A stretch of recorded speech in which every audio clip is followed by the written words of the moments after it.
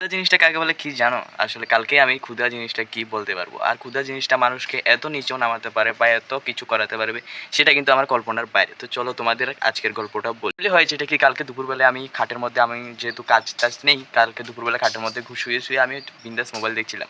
আর তখনই আমাদের বাড়ির পাশে একজন কাকিমুনি আমাদের বাড়িতে এসেই মানে তাদের একজন মারা গিয়েছে, সেখানে কাজ চলছে। তো সেখানে খেতে পারেনি, বাড়িতেও রান্না করেনি। তো তিনি আমাদের বাড়িতে এসে আমাদেরকে বলছেন যে আমার নাম তো বাড়িতে পাপাই, তোমরা জানো না হয়তো। আমাকে বলছেন, "পাপাই তোর মা আছেন নাকি?" তো আমি তো বললাম, "মা নেই, কারণ মা গ্যাস অফিসে গিয়েছিল, মা গ্যাস কাটতে গিয়েছিল।"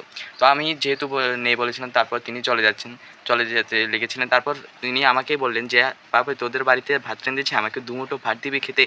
দুপুরবেলা এসেছিল। অনেক কষ্ট লাগছিল, মানে কথাটা শুনে অনেক কষ্ট লাগছিল। তাই আমি আর কিছু বলিনি। আমি সিধা আমার রান্নাঘরের গিয়ে ঘরের দরজাটা খুলে দিয়ে ওনাকে আমি ভাত দিয়েছি। মানে আমি দিইনি, ওনার যতটুকু প্রয়োজন, যতটুকু লাগবে ততটুকু আমি ভাত এবং তরকারি সব কিছু দিয়েছি। আর গাইস, তোমরা যারা অপচয় করো ভাত বা তরকারি, তোমাদের বলে রাখি, কোনো সময় ক্ষুধা নিয়ে বা কারোর ক্ষুধা নিয়ে অন্য কিছু যাই করো, কিন্তু কোনো দিন কারোর ক্ষুধা বা ভাত তরকারি নিয়ে এসব নিয়ে কোনো দিন কোনো মানুষকে কোনো কথা বলবে না। আজকের ভিডিও এটাই।